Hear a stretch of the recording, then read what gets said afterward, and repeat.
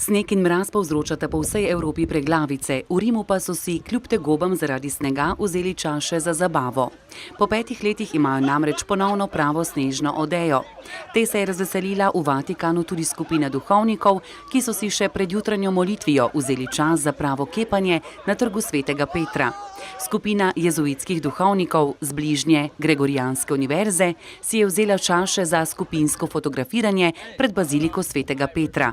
Sicer pa so zaradi snega zaprte šole in podzemna železnica, prebivalci Rima pa imajo tudi velike težave pri vožnji, saj načeloma ne uporabljajo zimskih pnevmatik. Egipčanski arheologi so v območju Minja v Zgornjem Egiptu odkrili 8 starih grobnic. Prav tam so nedavno že odkrili starodavno pokopališče za družinske grobove, vključno z vrsto drugih pokopališč, ki časovno segajo vse od zaključka faraonskih časov do začetka obdobja vladavine Al-Kalmi.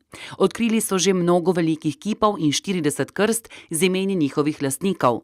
Našli so tudi kovance, amulete, dele mask, nekaj keramike in kipe uslužbencev ter lončke za zaščito črevesja pokojnika po starih egipčanskih veroizpovedih. Pogrebni predmeti so sicer odražali ugled in status lastnikov grobišč in stopnjo umetnosti, doseženo v obdobju prefinjenosti in blaginje.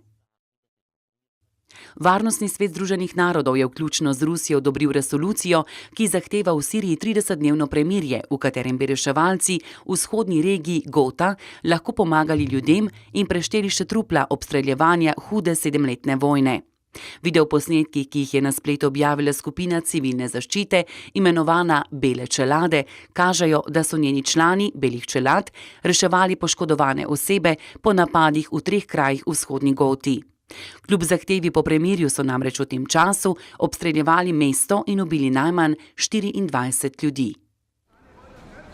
Nemška kanclerka Angela Merkel je danes pozvala svoje kolege iz Krščanske demokratske zveze, naj podprejo koalicijski sporazum s socialno-demokratskimi levičarji in vztrajajo, da nova vlada ne bo dovolila novih davkov ali novega javnega dolga. Merklova je med drugim poudarila tudi potrebo po pomladitvi Evropske unije in dejala, da mora Evropa resno prevzeti vlogo v globalnih zadevah.